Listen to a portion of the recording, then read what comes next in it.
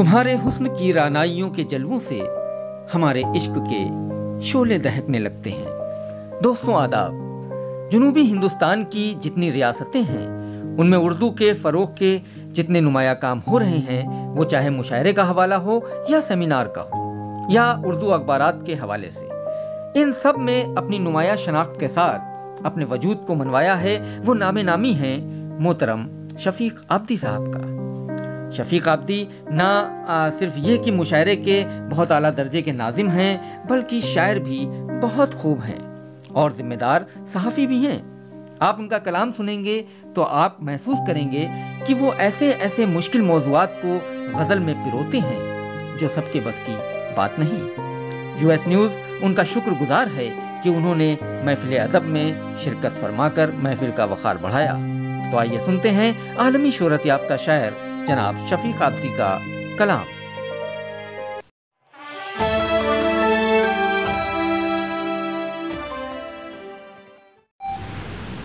ناظرین کی خدمت میں شفیق عابدی کا آداب۔ سب سے پہلے میں سید فیروز واسطی صاحب کا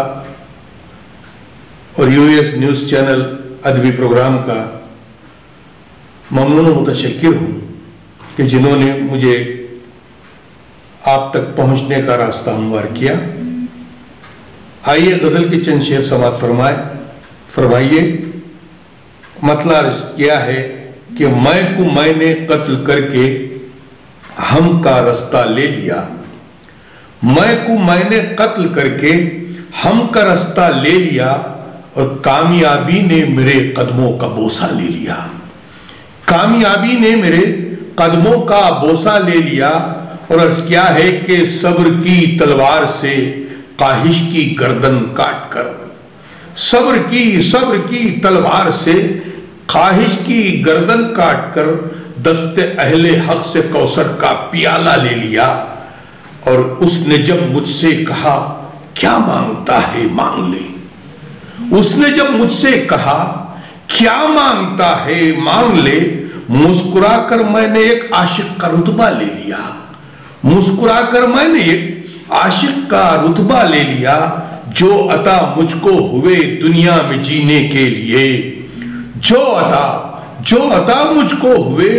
دنیا میں جینے کے لیے، ان سبھی جذبوں میں قربانی کا جذبہ لے لیا۔ اور جس نے سر اپنا دیا حق و صداقت کے لیے، جس نے سر اپنا دیا حق و صداقت کے لیے، اس سے اظہار حقیقت کا سلیقہ لے لیا۔ اور مقطع یوں عرض کیا ہے کہ روبرو حق کا خزینہ جیسے ہی آیا شفیق، روبرو حق کا خزینہ جیسے ہی آیا شفیق، خواہش علم و ہنر کا بڑھ کے کاسا لے لیا۔ میں نے قتل کر کے ہم کا رستہ لے لیا، کامیابی نے میرے قدموں کا بوسہ لے لیا، کامیابی نے میرے قدموں کا بوسہ لے لیا۔ ایک اور غزل پیش کر رہا ہوں، توجہ چاہتا ہوں۔ مطلع عرض کیا ہے، کبھی جو بھوک سے بچے بلکنے لگتے ہیں، کبھی جو بھوک سے بچے بلکنے لگتے ہیں، ہماری آنکھوں کے پیالے چھلکنے لگتے ہیں، ہماری آنکھوں کے پیالے چھلکنے لگتے ہیں۔ جو ملک و قوم کے قائد بھٹکنے لگتے ہیں، مطلب دیگر ہے کہ جو ملک و قوم کے قائد بھٹکنے لگتے ہیں، ترقیات کے رستے سرکنے لگتے ہیں، ترقیات کے رستے سرکنے لگتے ہیں۔ اور تمہارے حسن کی رعنائیوں کے جلووں سے، تمہارے حسن کی رعنائیوں کے جلووں سے ہمارے عشق کے شعلے دہکنے لگتے ہیں، ہمارے عشق کے شعلے دہکنے لگتے ہیں۔ کبھی جو نام لبوں پر تمہارا آتا ہے، کبھی جو نام لبوں پر تمہارا آتا ہے، محبتوں کے گلستاں مہکنے لگتے ہیں، محبتوں کے گلستاں مہکنے لگتے ہیں۔ اور اس شعر پر خاص توجہ چاہتا ہوں کہ دریچہ وا کرے ماضی کا جب بھی تنہائی، دریچہ وا کرے ماضی کا جب بھی تنہائی، ہماری پلکوں پہ تارے چمکنے لگتے ہیں، ہماری پلکوں پہ تارے چمکنے لگتے ہیں۔ اور مقطع یوں عرض کیا ہے کہ شفیق جب بھی محبت کے گیت گاتا ہے، شفیق جب بھی محبت کے گیت گاتا ہے، ہر ایک سمت پرندے چہکنے لگتے ہیں، ہر ایک سمت پرندے چہکنے لگتے ہیں، کبھی جو بھوک سے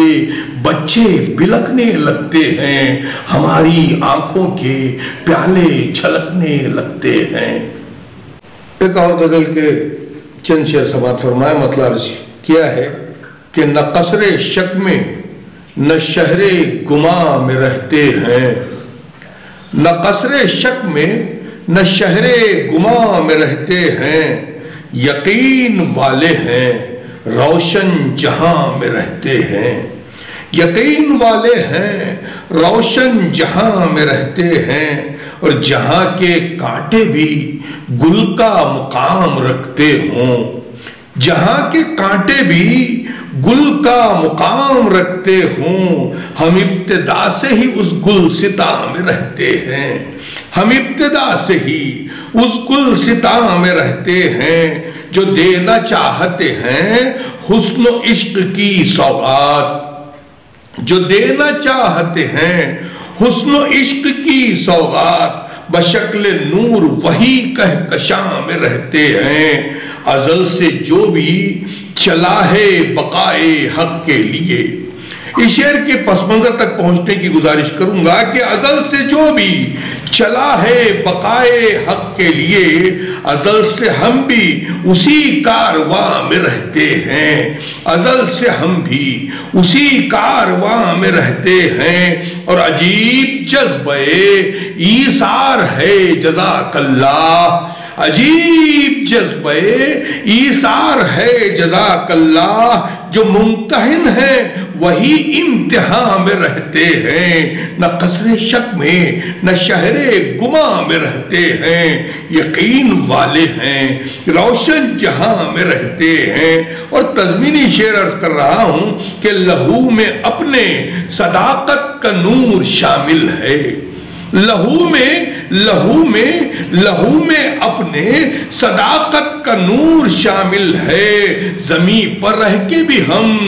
آسمان میں رہتے ہیں، زمین پر رہ کے بھی ہم آسمان میں رہتے ہیں۔ اور مقطع یوں عرض کیا ہے کہ شفیق نفرت و الفت کی راہ میں اکثر،